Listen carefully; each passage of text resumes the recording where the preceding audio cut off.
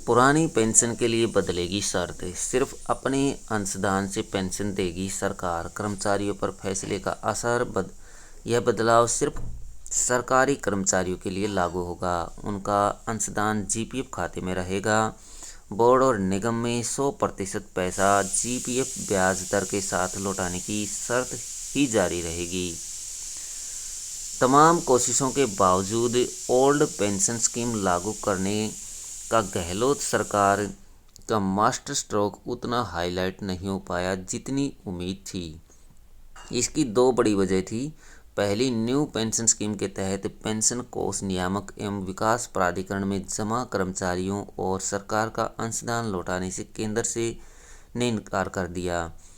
राज्य की मंशा थी कि इसी रकम को अपने राजस्व खाते में जमा कर कर्मचारियों को पेंशन दी जाएगी। दूसरी वजह, ओपीएस लेने के लिए शर्त रखी थी कि कर्मचारी को एनपीएस में जमा सरकार के अंशदान के अलावा अपने हिस्से की राशि भी जीपीएफ खाते या जीपीएफ ब्याज दर के साथ लौटानी होगी। कर्मचारी के रिटायर होने के बाद पेंशन के साथ लस सम जीपीएफ भी इसी रकम से लौटाने की बात कही गई थी। अब गहलोत सरकार एक शर्त हटाकर इन दोनों मुश्किलों को दूर करने जा रही है। आंतरिक मंथन में तय हुआ कि कर्मचारियों के हिस्से का अंशदान उनके जीपीएफ खातों में जमा करवा दिया जाएगा। इसके लिए 2020 में ही 1 जनवरी 2004 के बाद नियुक्ति पाने वाले कर्मचारियों के जीपीएफ खाते खोलने के आदेश जारी हो चुके हैं।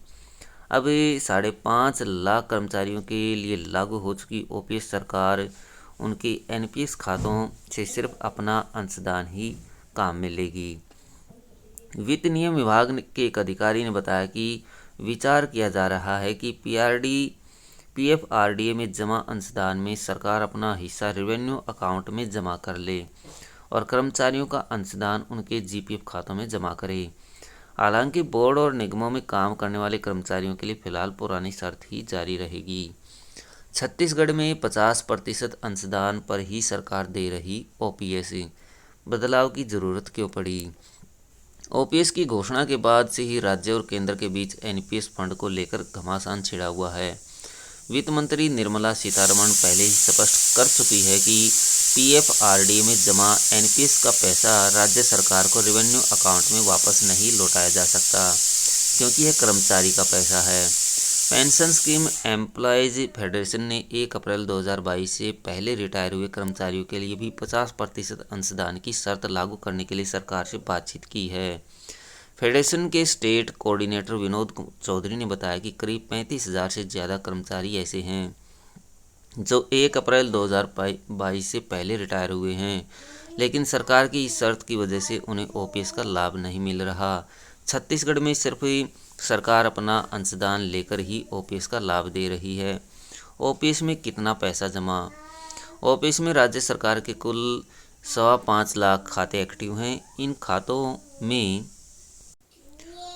अब तक सरकार ने अंशदान के रूप में 14,171 करोड़ और कर्मचारियों ने 14,167 करोड़ जमा कराए हैं। बाजार की ब्याज दर के साथ इस राशि की मौजूदा वैल्यू 40,157 करोड़ रुपए हो चुकी है। क्या नई शर्त पर केंद्र तैयार होगा? अभी तक केंद्र की आपत्ति है कि कर्मचारियों के हिस्से का पैसा सरकार को नहीं दिया जा सकता। ऐसे में अब राज्य सरकार दावा कर सकती है कि यह रकम सरकार नहीं बल्कि कर्मचारियों के ही जीपीएफ खाते में डाली जाएगी। क्या केंद्र सरकार इस पर राजी होगी या नहीं?